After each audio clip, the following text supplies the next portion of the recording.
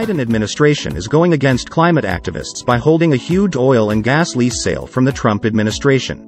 Oil and green energy support the GOP's proposal to expedite construction permits. Rich Edson, a senior national correspondent for Fox News, says that energy companies want Congress to speed up the approval process for building, which Biden is currently against. Wednesday, the Biden administration held a big oil and gas lease sale in the Gulf of Mexico. This was despite calls from environmentalists to stop all new fossil fuel leasing.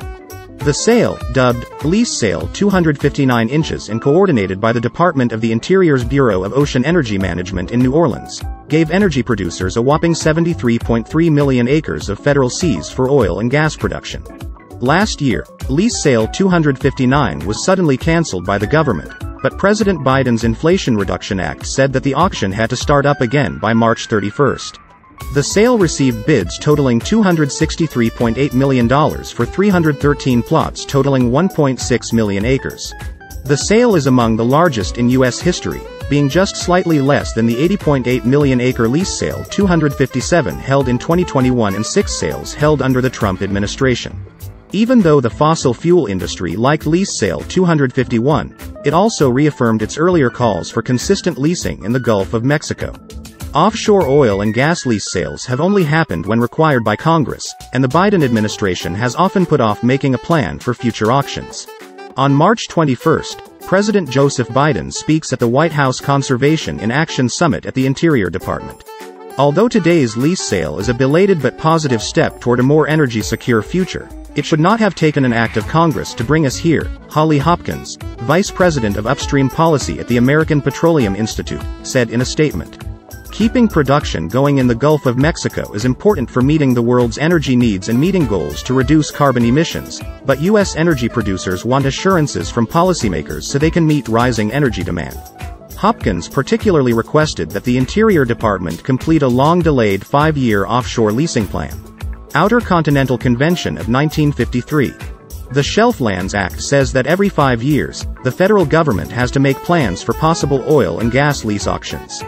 The most current plan, put in place during the Trump administration, expires in June. The lease sale held on Wednesday was included in the 2017 to 2022 5-year plan, as was Lease Sale 257, which the administration was ordered to reinstate, and Lease Sales 258 and 261, 2 other previously canceled sales mandated under the Inflation Reduction Act. The Department of the Interior should finish a 5-year federal offshore leasing program that would help U.S. energy producers meet the needs of consumers both at home and around the world. National Ocean Industries Association President Eric Milito noted that offshore energy development in the Gulf of Mexico is an essential component of a national energy strategy that ensures energy for Americans, echoing Hopkins' plea for a finalized 5-year plan. The last leasing gap shows how important it is for the new federal oil and gas leasing program to be finished and put into action as soon as possible. Regulations that limit domestic offshore development necessitate imports to make up the difference, and that supplemental output comes from higher emitting operations in other countries, at the cost of our energy security, economic well-being, and progress on emissions and climate change. Also, this month, environmental groups led by Earth Justice filed a federal lawsuit challenging the Biden administration's right to host Lease Sale 259. Friends of the Earth, the Center for Biological Diversity, and the Natural Resources Defense Council were among the organizations that said the Interior Department failed to properly examine the grave climate effects of such a major new source of fossil fuel production. The groups also said that holding the sale would go against what the government is trying to do to cut greenhouse gas emissions. The huge and risky size of today's oil and gas lease sale shows how badly our federal leasing system needs to be changed. The Biden administration is not only conducting a lease sale that is illegal, but it is also putting the interests of a profit-driven industry ahead of the well-being of Gulf people, key ecosystems, and our urgent climate goals.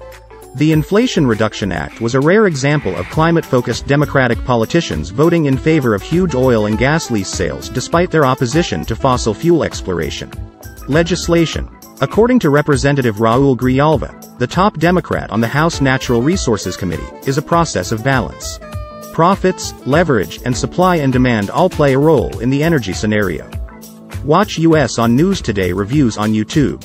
Also on www.newstoday.com.